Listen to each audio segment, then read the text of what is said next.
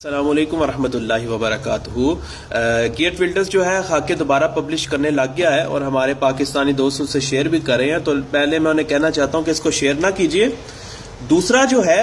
میں عمران خان صاحب سے سوال کرنا چاہ رہا ہوں کہ آپ نے ختم نبوت کانفرنس کروائی تھی پچھلے سال، جس میں آپ نے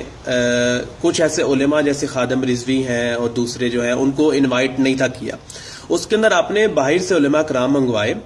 ان علماء کرام کو جو ہے آپ نے بٹھا کر یہ کہا کہ ایک ہم اسپیشل لائر بنائیں گے جو لائر گیٹ بلڈرز کے خلاف کیس دائر کرے گا، اور وہ کیس جو ہے انٹرنیشنل جو ہیومن رائٹس کورٹ ہے اس کے اندر جائے گا۔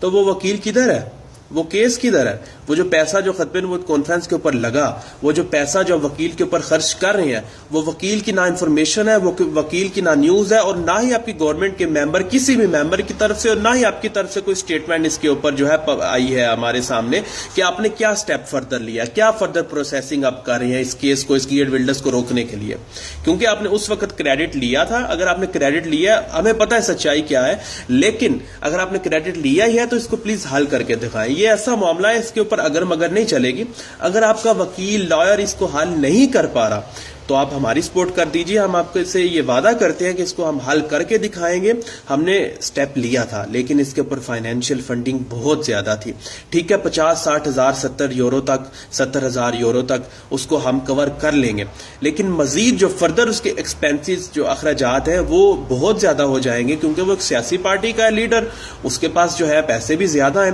اگر آپ اس کو ہینڈل نہیں کر پا رہے خان صاحب تو ہمیں بتا دیجئے، ہماری سپورٹ کر دیجئے، ہم اس کے ہینڈل کر دیں گے۔ نہیں تو عوام کو بیوقوف نہ بنائیں، عوام کو بتا دیں کہ گیٹ بلڈرز جو ہے، کافر جو ہے وہ ہم سے زیادہ سٹرونگ ہے، وہ ہم سے زیادہ پاورفل ہے،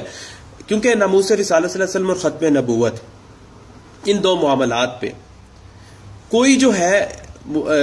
اس کے اندر اگر مگر نہیں کی جا سکتی۔ یہ معاملہ جو ہے کلیئر ہے کہ جو آپ صلی اللہ علیہ وسلم کی گستاخی کرتا ہے اسے سزا ملنی چاہیے، انٹرنیشنل کورٹس میں اس کا کیس جانا چاہیے، اور ایسے آپ کے سامنے مثال موجود ہے۔ پہلے ایک آسٹریا کی جو عورت تھی اسے سزا مل چکی ہے، اور بڑی آسانی سے گیٹ بلڈرز کو بھی سزا مل سکتی ہے اگر آپ کوشش کریں، لیکن آپ کر نہیں رہے، کیونکہ